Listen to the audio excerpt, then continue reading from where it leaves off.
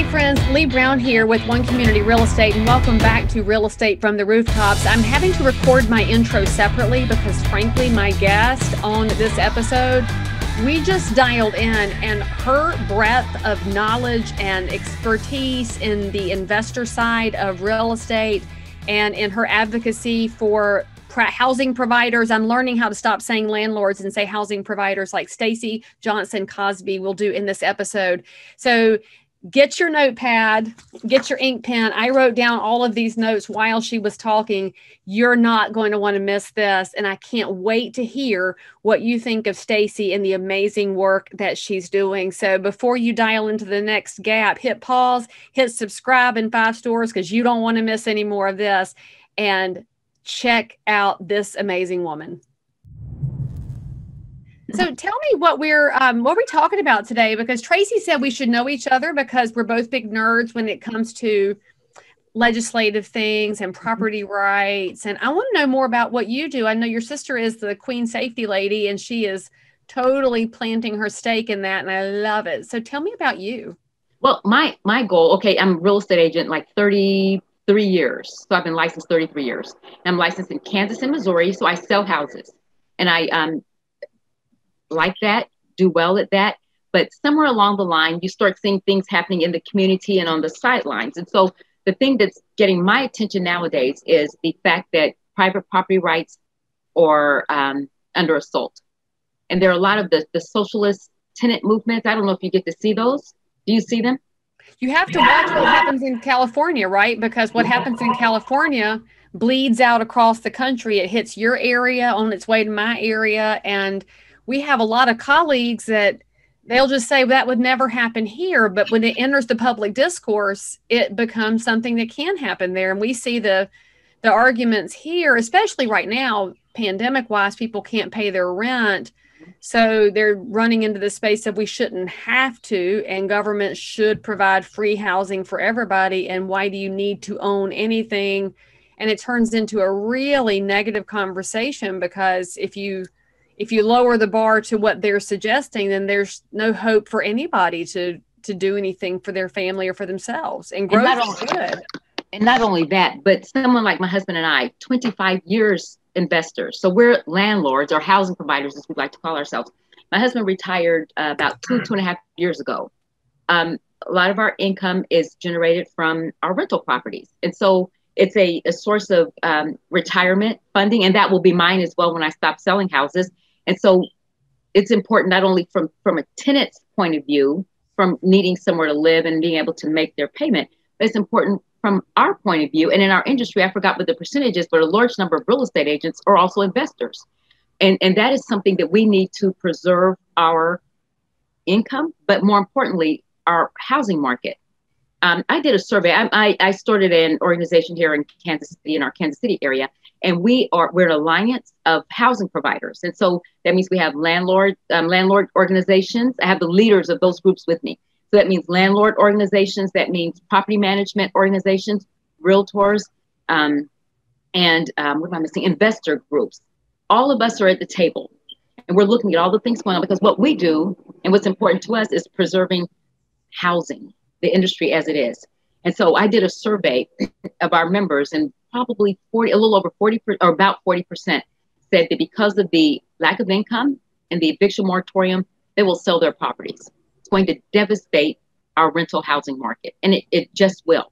And the eviction moratoriums are not helpful at all. The eviction moratoriums help no one. It doesn't help the tenant, doesn't help the community, the neighborhood, and it definitely doesn't help us, the housing provider. And so it's just the government's answer. There's a non-answer that is going to be devastating. So Stacey, don't you find it to be alternately fascinating and frustrating that people aren't reading beyond a quick headline where it says, hey, tenants don't have to pay rent so they don't get evicted during the pandemic? Sounds really great on a headline. Then you read 2 sentences in and find out what happens to the back tent, what happens in January, what happens to the landlord who can't make their payment, what happens to legislation that says you as a landlord. I love that though. Housing provider, love that, stealing it, wrote it down. So well, we want it stolen. We want that used. We want to change the terminology. Right. Landlord out. Because that gets associated with slumlords. And people think about the television programs they've watched and the movies where landlords are never put into a positive light. But most landlords, I think the number nationally is 72% of our housing providers are people who own less than 8 units. And so it's people like, well, you might have more than 8 units, but I have 8. And so it's me and the other small mom and pops. You're probably a medium mom and pop. 25 right. years is a lot of investment portfolio, but still, it's not the hedge funds. It's people. And I'm very curious about your alliance. Are you including the hedge funds in your alliance, like the Black Rocks and the Invitation Homes and the guys that are buying blocks of houses? We're the small to medium sized independent housing providers. So the mom and pops, and a lot of my peers don't like being called mom and pops, but that's what it is. And that's what people, I mean, that's just easy. It's just a phrase. People need to stop think phrases are offensive. It's just a phrase. So I'm curious though, with your research, because you were doing boots on the ground to find these people, how did you find the people to add to your alliance? Did you go to the tax records? Did you put out a survey? How did you find people, Stacey? Okay, so about a little over 2 years ago in our city, I'm in Kansas City, we had a rental inspection, a council member that wanted to introduce an ordinance with a rental inspection program. And so we all came out of the woodwork for that. Everybody just kind of came out and we started testifying, before the council. And luckily it was killed in the council committee, but that council person took it out to the people in the community, put out, they did a ballot initiative. So it ended up on the ballot. We ended up losing because it was called Healthy Homes Rental Inspection. And so who goes to the ballot and says no to healthy homes? And so what we did, we kind of worked together. And what we found is that we narrowed the gap. We educated a lot of people on what it was. And we know that the gap could have been wider. It could have been worse had we not been there. And so we were able to impact it in that way. But the beauty is that all of us were already there. So all I did after that was over and I said, okay, you, let's meet, let's talk. And we just pulled ourselves together and we ended up forming our alliance. And we, as a matter of fact, we formed our alliance after it failed the city council committee. We became official at that point, and before it went to the ballot initiative, because we knew it would be coming up. And so we said, let's get together and get prepared to answer the question. The question was, if there's a problem with the quality of housing, and if slumlords, if people are allowed to have substandard properties out there, that's a problem. What can we do? And so our goal was to work on answering that. And so we pulled together, there were ordinances, maybe 13 to 14 ordinances already on the books that if they would have enforced them, would have answered the question.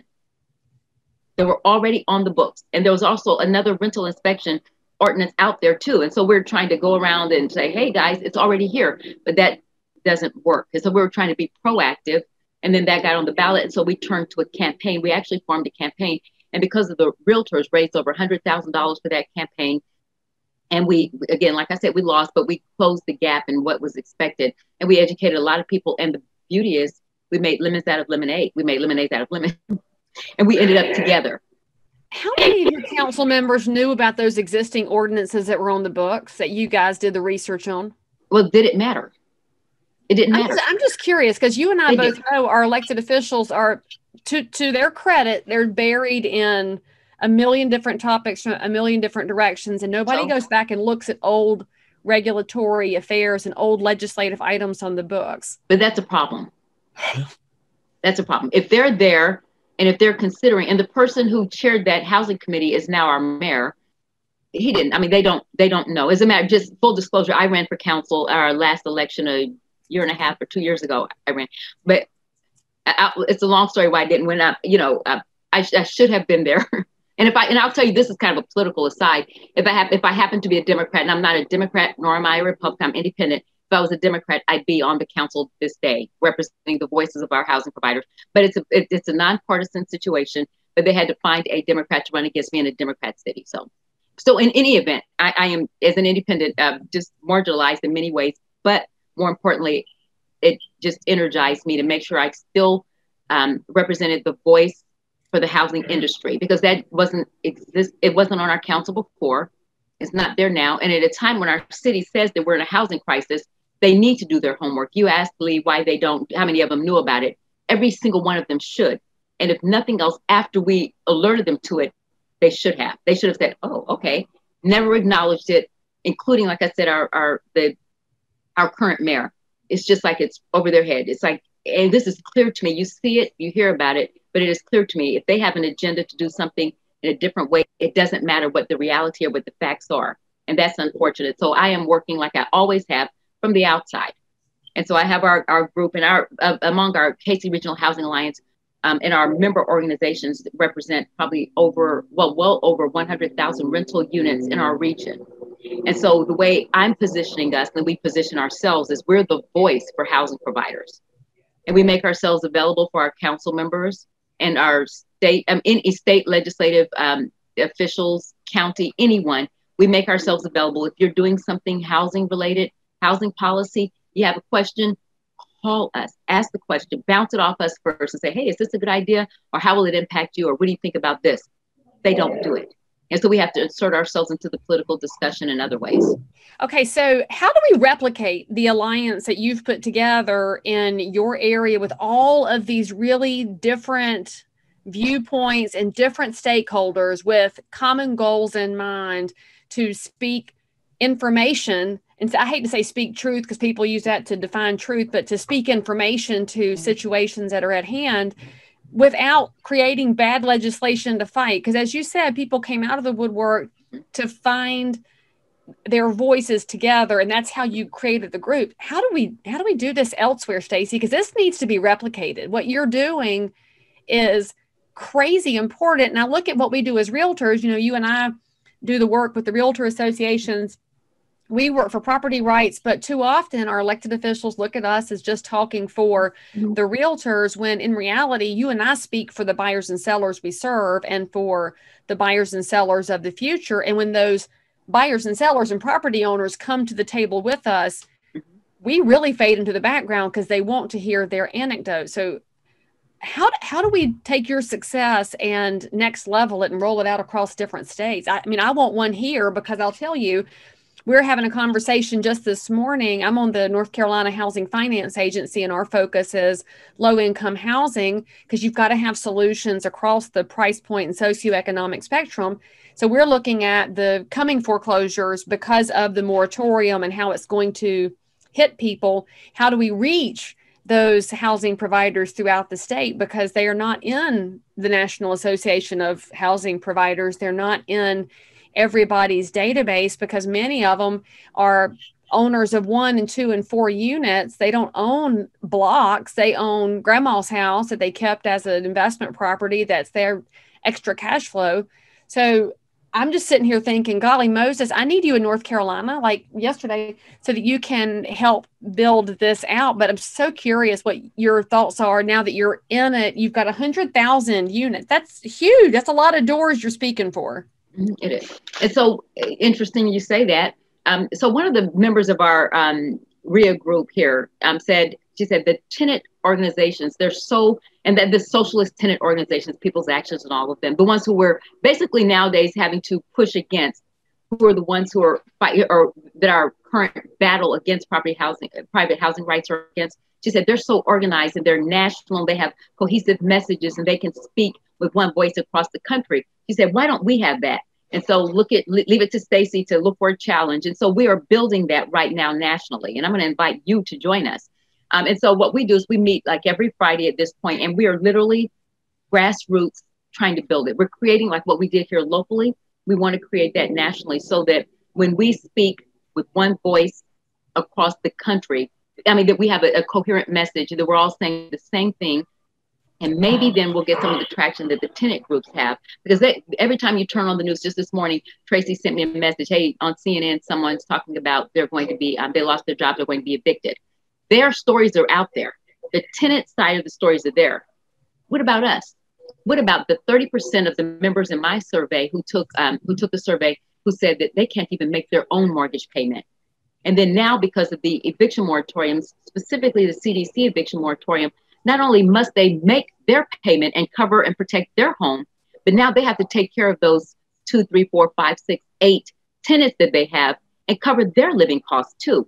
Ridiculous, and it doesn't make sense. And that is a government mandate that says, hey, Leigh, if your property, if your tenant cannot pay, you cannot kick them out. You cannot do what you need to do to collect your rent. You must shelter them free of charge because we said so. Really.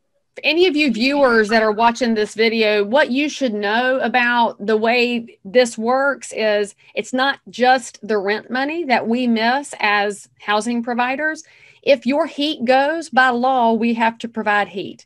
If your water heater goes, by law, we have to do maintenance. And so now you're asking your housing providers to go without rent and possibly come out of pocket on repairs.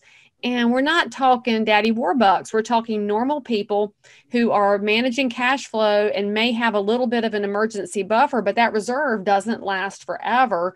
And so there's a lot of issues that get compounded there. And I'd love for you, Stacey, you've mentioned the socialist nature of the tenant groups a couple of times. Let's give a hard example of that. I mean, of course, I'm immediately thinking about those people who squatted in the vacant property in San Francisco, then one ran for city council declaring that it was their property because they were in it. And that's the kind of messaging we're fighting in a world that should have some kind of reason to it. So can you give some examples about what you're referencing? And I want to say that too, Leigh, that is in the messaging now too, squatting and taking over vacant property. So that was in California, but now it's getting across the nation and it's in their messaging. I'm seeing that now and it scares me to death. And so one of the things that their goal is the people's action. And so 2 years ago, so 2 years ago, we did the rental inspection. So within the last year, we all of a sudden heard this, our current mayor said something about a Bill of Rights, a tenant Bill of Rights. And one of our people happened to catch it at the city council level. So one of my goals, one of my tips is to watch what's going on with your city council. You said, what do you do locally? Watch the docket for the city council and the agenda. Watch what they're doing. Somebody happened to catch it. And then we had less than 2 weeks to get to the housing committee of the council to testify. No one gave us any kind of warning, and they know who we are. Trust me, the council members, they know us, they know who we are. No one gave us a warning. So all of a sudden we show up and we're in the council chambers and it's a big room. And so there may be 10 of us. Because on last minute notice, we tried to pull together. There may have been 10 of us and there were probably 80 or so people in yellow t-shirts with signs. That's our local tenant group. They were already there. They were organized. As a matter of fact, they worked with the mayor to come up with the tenant Bill of Rights. And so that Bill of Rights would give them some of the things they wanted. They wanted us to have to rent to them, regardless of eviction history, source of income, whether it's like a voucher program, Section 8, or if it's just all cash and where is this money coming from, we don't know. And eviction history, criminal history, source of income, those are things where they said, hey, we have a right. Housing is a right. There's a guarantee for housing. And that's a national movement. You see that nationally. As a matter of fact, Bernie Sanders endorsed this particular group, free housing. And so we were watching that and we testified that day. And one of the things we learned is the mayor, the mayor's attorney, and the leader of that socialist tenants group, they met and pulled together this written legislation, this Bill of Rights. And there were all kinds of things in it that, if you go over it, you're looking at it, it's like, oh my God, no.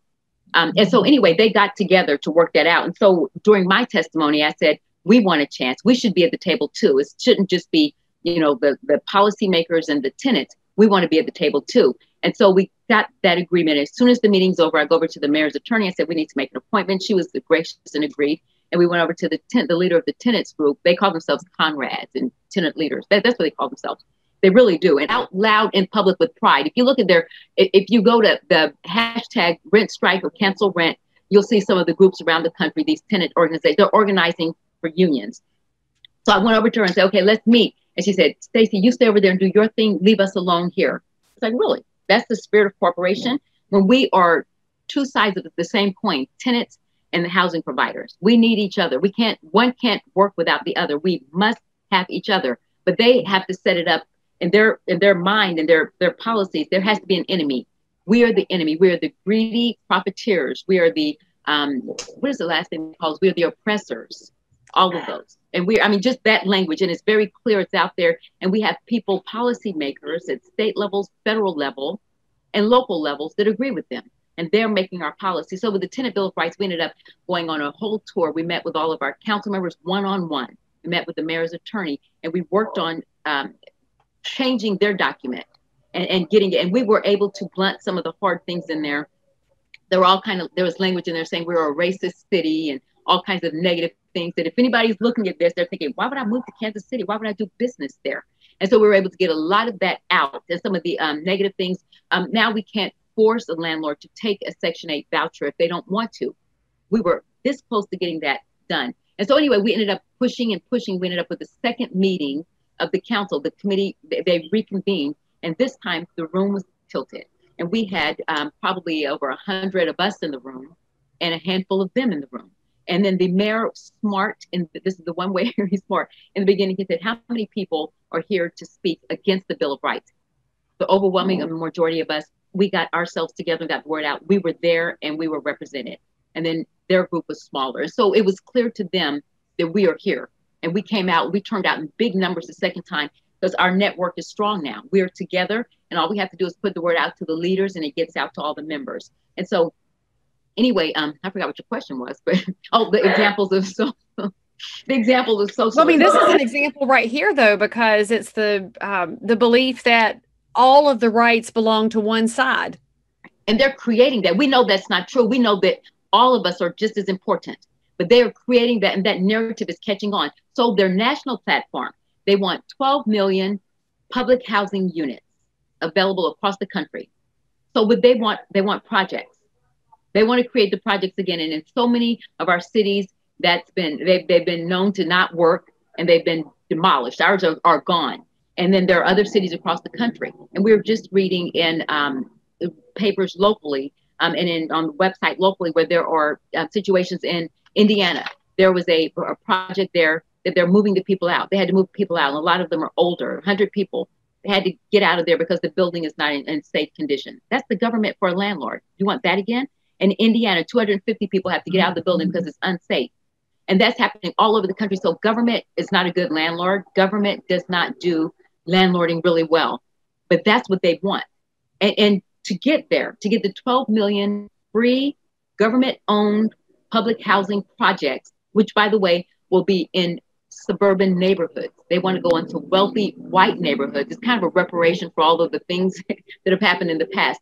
That's where they want to move the projects, is out into these suburbs. And so all of this is just crazy in general. And so what we're fighting against that right now. That's what we're fighting against. They're using the pandemic as a tool to get there. You know how they say, don't let a good crisis go to waste. They turned the pandemic. Before that, they were kind of out there just grasping and finding ways. The pandemic has been wonderful for them because now they're asking for free rent and to cancel rent. Housing is a right. People should not have to pay for housing. It should be guaranteed. Oh, pandemic, there's a problem. People shouldn't leave their houses and we shouldn't have them pay for it. And so rent should be free. Evictions, the eviction, they should stop evictions. That's the goal, their goal, to end evictions. And they want the CDC eviction moratorium to be extended so that people can continue living rent-free in their homes forever. And so this is their way to get that to happen. And unfortunately, that they're having some success with that. And don't you find it to be the conversation about moving the projects to the suburbs, which you and I both know the government should not be in charge of anything, that we need to be efficiently run. We small governments better. That's what independents tend to believe. And the public-private partnerships can work, and they're working in a lot of different areas when you're looking for solutions to low income. But that whole conversation that happened during the election about the suburbs was about zoning. And we know that it wasn't about racial issues as much as it was about zoning. And if you can wipe out single-family zoning, you can put anything you want wherever you want. And don't you find it to be incredibly racist that the conversation from these tenant rights groups immediately assumes that all the homeowners are white and all the tenants in government projects are black? I find that to be a pretty nasty form of racism, because my neighborhood's full of, it's like a tapestry. There's one of everybody, and that's why I love it. Right. And see, that is, and a lot of their assumptions are absolutely racist. I'm so glad you see that, because I think a lot of our policymakers don't. And remember, the issue in the campaign about the suburbs was the Obama era affirmatively furthering fair housing. And it absolutely was about race, though, Leigh. It was, because the whole goal was to put what they considered the minorities. And again, that racist assumption that those people who are in the lower income ranges or poor are automatically Black. So how do you get them into the wealthy neighborhoods in the suburbs? Which must be white. And that's what drives me crazy, is that we need to look at people's upward mobility, not their skin color. It's crazy. Right. And we need to look at home ownership. All of these people who are fighting and spending all of this time on tenants' rights. Why? I mean, that's great. Some people need to rent. Some people want to rent, but own your own home and you don't have to worry about any of that. And so, and we know that if they are looking at those people being lower income or poor, that doesn't have to be the case. You own your home. And we know that home ownership is the first step into the middle class, and the way that most people and a lot of people build wealth, and generational wealth too. You own your home and you pass it along to your family, or like we do, you go out and buy more.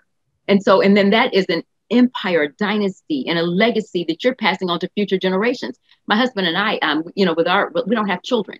And so what are we doing? What we have, we guarantee for our family and for our nieces and great nieces and nephews, that none of them will be poor again. You don't have to be.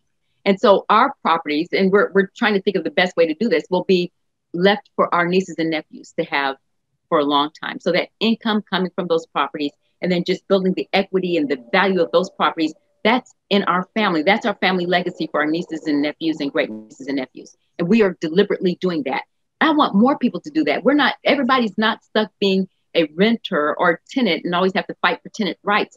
Let's take care of them and make sure that the properties they live in are in, good condition and dignified condition. But let's put our focus on getting people stabilized in their home. And one of the best ways to do that is to own a home. But short of that, there are some things that we can do with renters during this pandemic. And that's one of the things that our organization is working on, is making sure they can stay stabilized in their homes and safe. The kids can be kids and study, and the parents can focus on parenting and working. And we're asking for more rental assistance. If you're going to put the CDC eviction moratorium, which impacts 95% of us landlords, some of the state moratoriums didn't hit us, but then the CDC eviction moratorium, almost every housing provider is impacted. And so that got a lot of people's attention, and that's where our national group is coming in. And what we're looking at is how to advocate for more rental assistance instead of extending the CDC eviction moratorium, which may be happening once it expires at the end of this year. We say, if you extend it, attach rental assistance to it, but better yet, don't extend it. Let's get the rental, focus on those funds and getting the stimulus or whatever you need to do with the rental assistance, get that into the hands of the people that need it so they can pay the rent. And so we're focused on putting together a rental assistance package that is attractive to us and that will help our tenants and will keep them housed and will keep us in business, actually. Well, and you also want to look at the fact that if the rental assistance goes into the hand of the tenants, some tenants will pay their rent. Some tenants will say there's an iPhone 12 out. And so part of the ask right now is, when you take care of the housing providers, it should be direct deposit or go to the person who's got to cover the person living there. And I do love that you mentioned the empathy that many housing providers have had. I think everybody that I know has worked with tenants who have been affected by the pandemic, whether they've lost hours or lost income. They've done a lot of stuff behind the scenes to help people stay in their good, stable housing environments, because we love to take care of great tenants. And many of us have worked deals to make sure that's a possibility. And I wish that were a bigger part of the conversation, because people always, like we already said this before, they make the assumption that landlords are evil. Landlords love taking care of their tenants because some people have no intention to own, even though we provide that opportunity. But I have to jump to a different angle here altogether, because I love what you and your husband are doing, because more than what you're doing with your empire building through investment houses, you're giving an entire generation the idea that they can be in charge of their own destiny, that whether or not they work in a W-2 professional job, they can build their own dreams through real estate, and they can manage what you give them. They could take the income from whatever comes from you and they could build a different business. But you're educating them on how expansive real estate is. And I even worry about that with some of our professional colleagues. They get focused on buy your primary residence and then somebody else buy your primary residence. And they forget that every person they come in contact with may want to know about the future that you've built for 25 years. And it might not happen today, but couldn't that be part of your dream?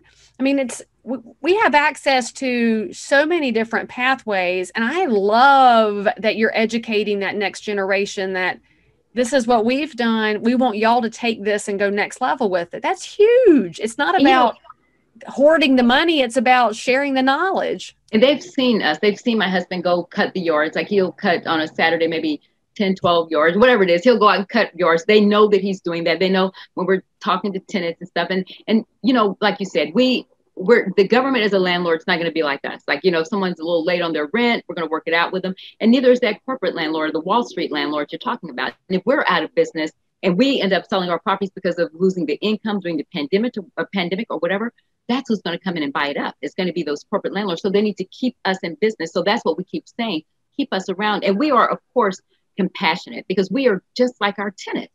And many of us are suffering during these days, just like the tenants are. And just on a regular basis, I have to tell people that helping them out now and working with them on their payment arrangements, that's not new to us. That's life. Any given month, at any time, someone loses a job or has a car repair that pops up. And then, you know, can I wait a little bit? I found out from one of my tenants quite accidentally that my husband had actually loaned her money to pay a gas bill. I had no idea. And so it's just things that we do just because, you know, as smaller landlords, we're human and we're just like our tenants, and people don't give us credit for that. And something else that we've done, our KC Regional Housing Alliance, and by the way, we're on Facebook, and some of the stuff we've done is on Facebook.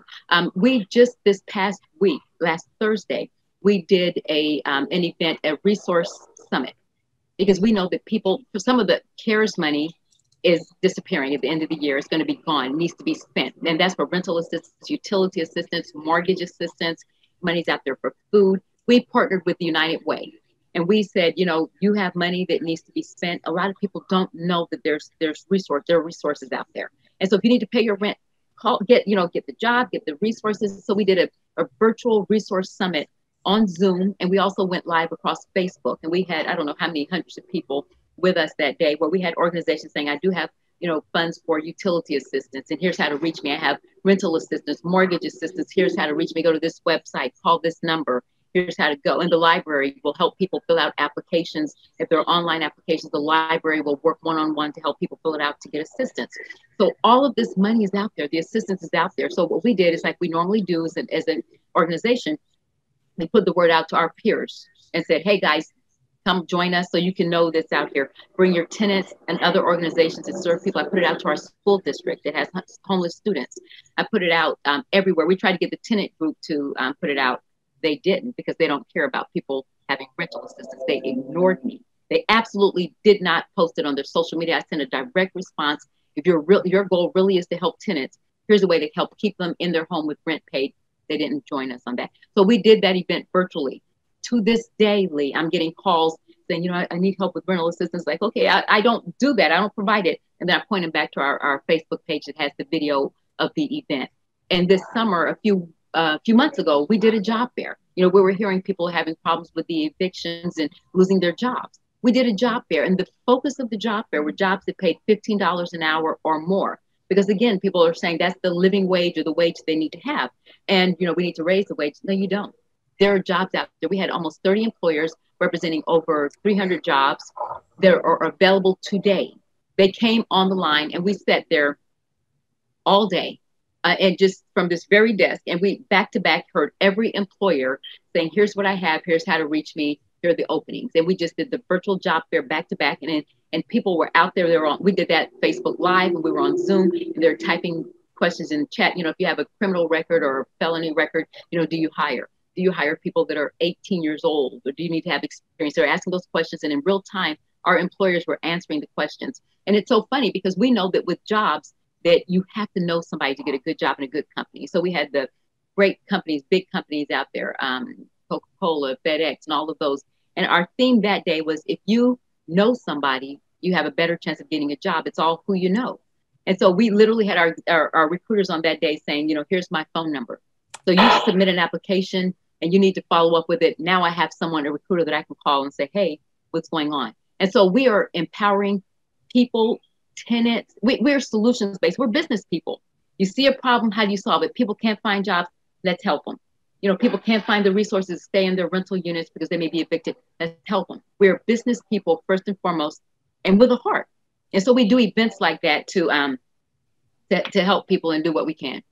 All right. So how did you find the business owners to promote their jobs? Did you go through the chamber or through a BNI network or through your own networks? How did you get that consolidated into that one video feed? Because I think this is so brilliant. Why did the voters not elect you? Oh my gosh, they missed out. Right. I mean, they did. Different discussion, but it's okay. Right. But then I get to work here in the community and do things that I wouldn't have done otherwise. I get to focus on stuff that I really want to. So, and so what we did the very first time, we have like a big corporation in our town, like the biggest corporation in our state, Cerner Corporation. So 2 years ago, and I started another organization in my part of the town, South Kansas City. I built another organization there in my community, just for our neighborhoods and businesses. And so they reached me then and said, this is maybe 3 years ago, and said, Stacey, we're bringing a new division on with 600, openings all at once. And we want to hire from the community. We need your help to try to fill those positions. And so I'm brainstorming with them, and we came up with the idea of a job fair. And back then we did it in person. And so, and those jobs happened to pay $15 an hour with benefits, no degree required. And so it's like, okay, if we're going to do something for them, we can't leave out our other businesses, because we have other businesses in South Kansas City, in our part of the city, that may have been hiring too. I picked up the phone, literally, Leigh, and called the businesses that I knew about. Every single one of them had immediate job openings that paid $15 an hour or more, except one. And so that job fair we did in person, we had maybe 11, 12 employers, and 400 people showed up.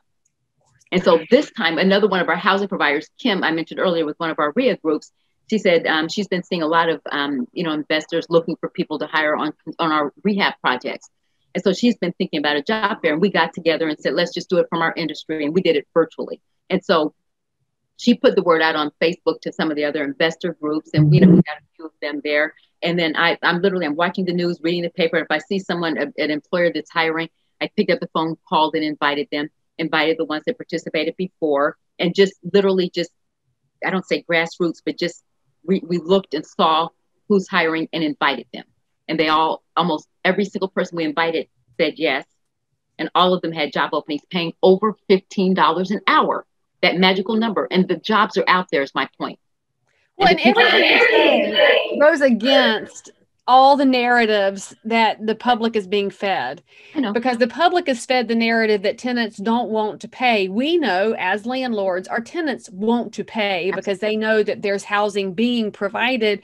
And if they're out of work, many people want to work because they love the dignity that comes from completing a job and being paid for work well done. And they want to have something to do during the day to be productive in the community. They want to be a part of their own future. They don't want the government to run their lives. And golly Moses, the messaging out there is just so negative, because it would tell all of us that we're supposed to stop everything and sit down and be cared for by somebody else. But your numbers demonstrate that that's not what people want. All they need is for somebody to do exactly what you're doing and crack open the door so they can walk through. You've talked about the empathy of landlords, how much work we can do when we get together, the desire of tenants who are in rough waters to find their way through. I mean, everything you do is solutions based. And so we're business people.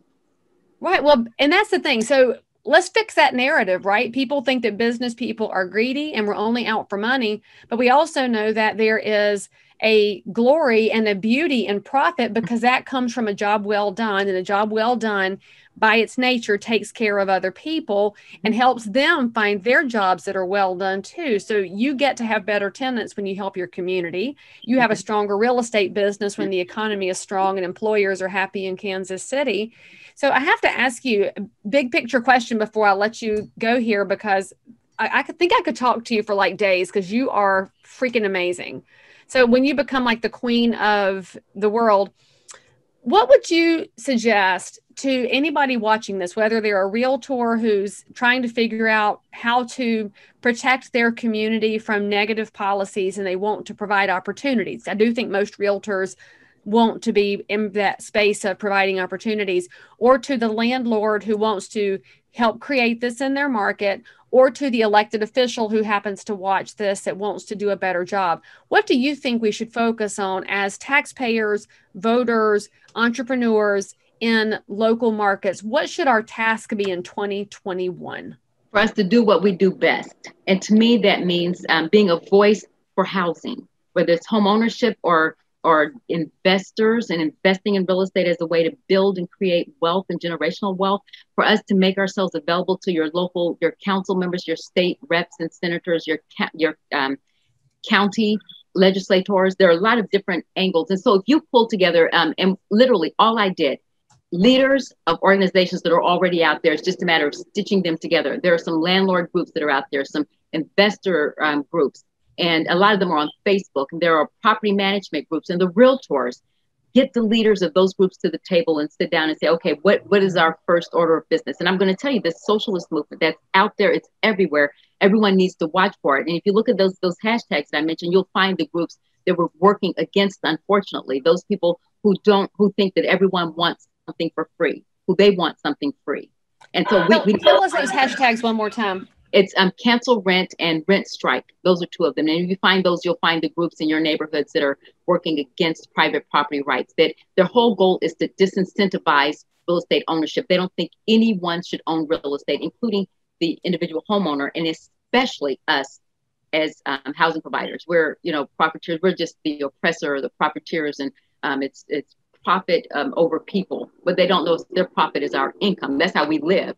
And they think we just get over on the tenants. And something else, if someone, and I also have a heart for the homeless, whether it's homeless veterans or homeless students, if you are a housing provider and you have rental properties, check with your school districts through the McKinney-Vento program. There are homeless students in our communities. If you can pull together, and that's something else we're doing, because I'm part of two programs. We have 700 homeless students in 2 of my school districts here. Our impact program are volunteers pulling together to house those families.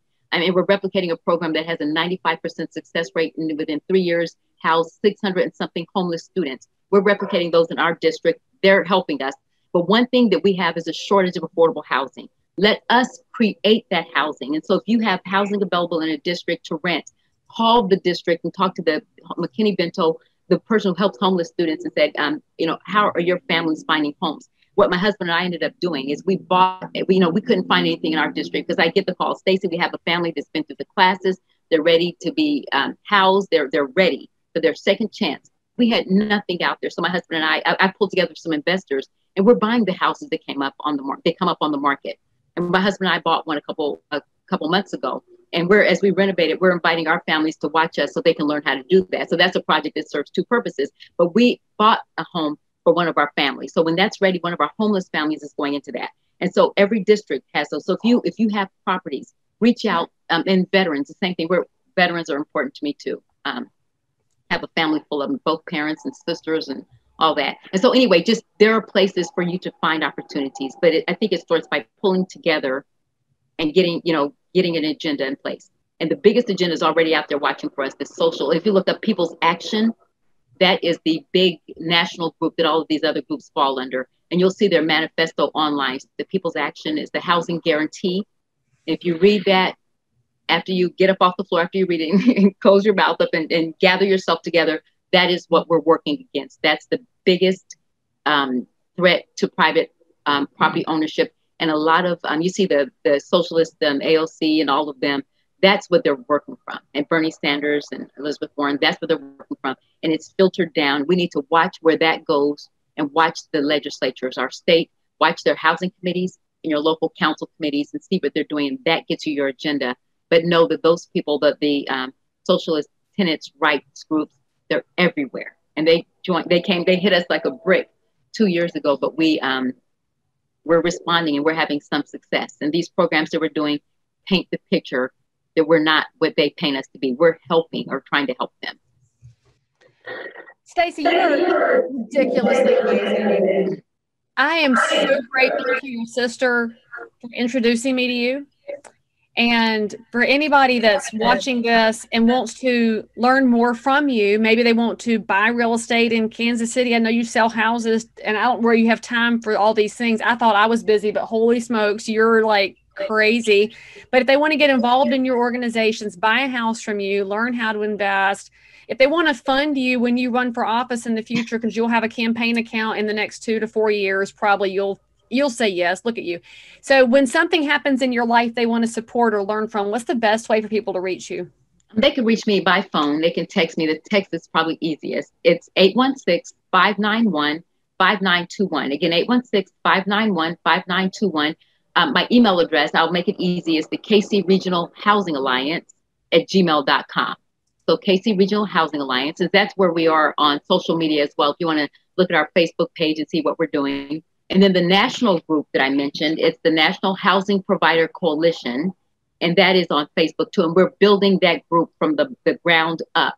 And we are looking for someone from every state. We probably have 9 or 10 states represented, but we need people from all 50 states so that we can pull together and have a big national cohesive voice with one message. So that way we can effectively, as small and independent, small and medium independent housing providers, have a voice in policy, because there's stuff that's happening. And we have a website too, the National Housing Provider Coalition, .org. And so we're out there, we're working, and we're just building coalitions. And that's me. I wrote a heartbeat notes while you're talking. Okay, very good. That's what I kept looking down here. I have to write down everything you said. I appreciate you on so many levels for not only putting yourself in the ring to run for office, because that's a hard thing to do, but taking that experience and scaling it in a way that's way above and beyond what you probably could have accomplished on city council. I mean, you're going to have major national impact. So the next time you go to the beach, if y'all drive towards North Carolina, y'all should stop through and we'll go to the beach together and we'll just brainstorm how to save the world. But thank you for coming on to talk to me today. Friends who have listened to this, I will have all of Stacey's contact information in the notes for this episode so that you can find it when you didn't write down her phone number and now you're thinking about rewinding. Don't worry. But I'm definitely going to get you tied into some of the groups that I'm working with, and let's see if we can't create bigger coalitions so we can do great things. But thank you for what you do for everybody. I mean, this is huge, and I'm so appreciative. There are a lot of us like that. We just need to spotlight, and that's what we're doing too, is we're sharing our stories and who we are with the national media. We're doing that. Well, I can't wait to support what you're doing. I can't wait to dial into it and get involved. Thank you. And thank you for doing what you're doing. You do a wonderful thing too. And thank you, Leigh. And thank you for having me today.